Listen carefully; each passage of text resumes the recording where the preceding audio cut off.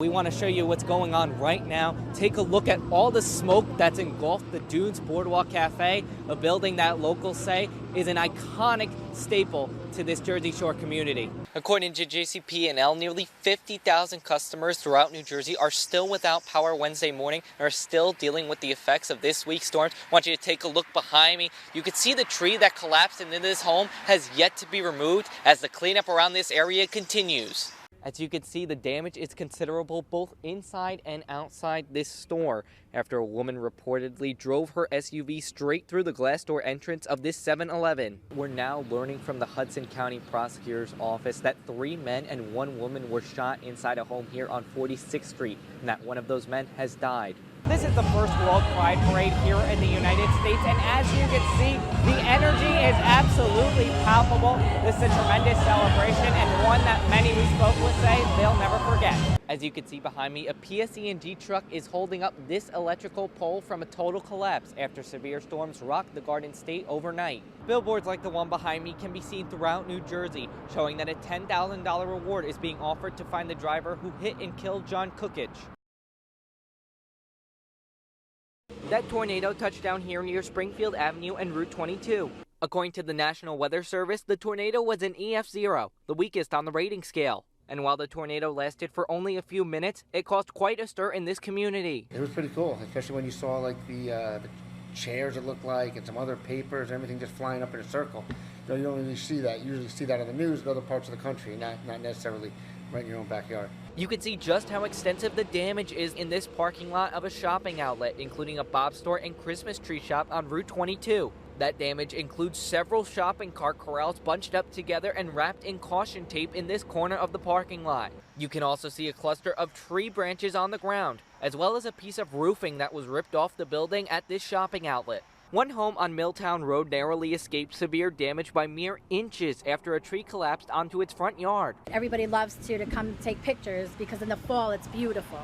So it's very horrifying. The homeowner tells us her daughter heard a loud noise outside and couldn't believe what she saw next. She came outside to check to see if her package came, and when she came outside she said, "Oh wow," and she couldn't believe her eyes that this had happened. But now that the storms have subsided, the cleanup is underway, signaling the end of the whirlwind weather. All in all, it looks like, driving around this morning, the DPW and the town did a great job cleaning up and getting stuff back to normal. Thankfully, no injuries have been reported. In Springfield, Stephen Milewski. Firefighters battled not 1, not 2, but at least 3 fires here in Linden late Thursday night, and all 3 are considered suspicious. Linden Mayor Derek Armstead says whoever is responsible for these acts will be prosecuted to the fullest extent. Arson may have been involved, but at this point, again, the investigation is not concluded, and I'm sure once we conclude our investigations, we'll have a better handle on exactly what happened. According to police, the fire started around 10 p.m. Thursday night after crews responded to a fire at a medical office building on Northwood Avenue. Nearby residents were evacuated, but nobody was hurt. About half an hour later, a second fire was reported at this vacant home on the corner of Seymour Avenue and Center Street. The damage to the home was severe, causing the home to burn to the ground. Neighbors described the intensity of the flames. I kept on saying, "Oh my God, oh my God, oh my God."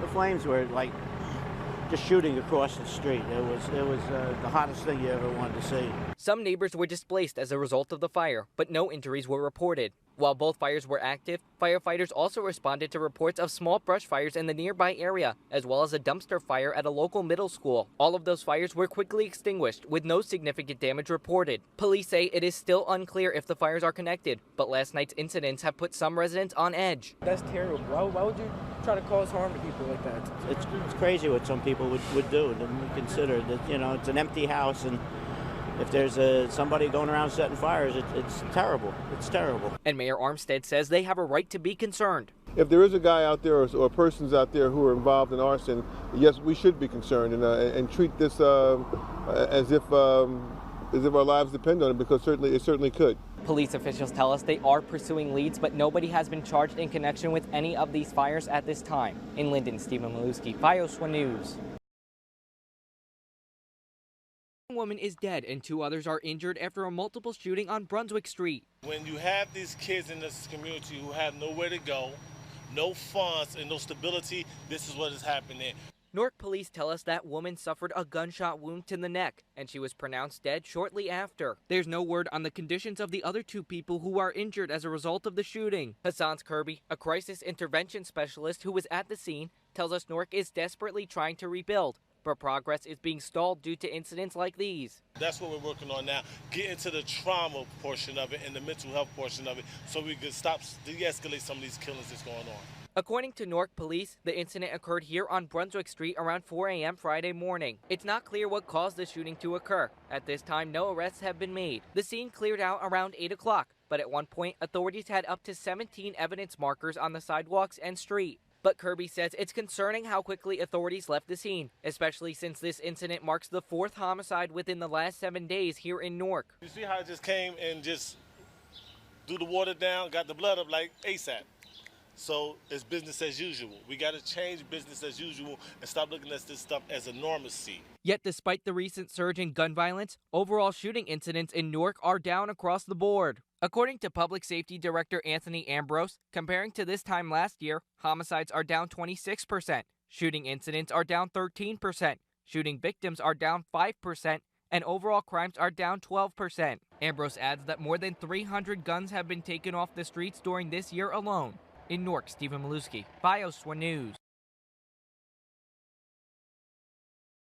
People from around the region and the world are gathered in Manhattan for the World Pride Parade. We spoke with several first-time attendees about the excitement of the event. Watching this parade every year on TV and then having to be here for the first time is just really overwhelming and great. I love it. It's just a great place to see everyone and like how they express themselves. And it's just very cool. It's like a cool experience to be a part of. The event marks the 50th anniversary of the Stonewall riots, and people we spoke with say this parade is a significant moment in recognizing and achieving LGBTQ rights. For what I am now, like I can literally wake up, go to work, and not feel pressured to be someone other than who I am authentically. 50 years ago, you wouldn't have been able to be where we are right now at the moment. So it shows an improvement how we've become so far as a community in a way. So it's great that back 50 years ago, we're at now, and look at us now. 50 years ago, we didn't have legal marriage, gay marriage, and now we're in a great time, you know, so it's amazing. And while many tell us there is still plenty to fight for, events like this show just how far the nation has come. We take freedom for granted, and we're so fortunate that we have freedom in this country, and we worked hard for it, and we still have to fight for it, but it's a basic human right, and we just feel very fortunate that we're able to take advantage of it. We have a lot of it, like a long way to go, but I'm so happy for where we are right now, and I believe we're gonna get there. I know we're gonna get there. This is the first World Pride Parade here in the United States, and as you can see, the energy is absolutely palpable. This is a tremendous celebration, and one that many we spoke with say they'll never forget. In Madison Square Park in Manhattan, Stephen Milewski, BIOS 1 News.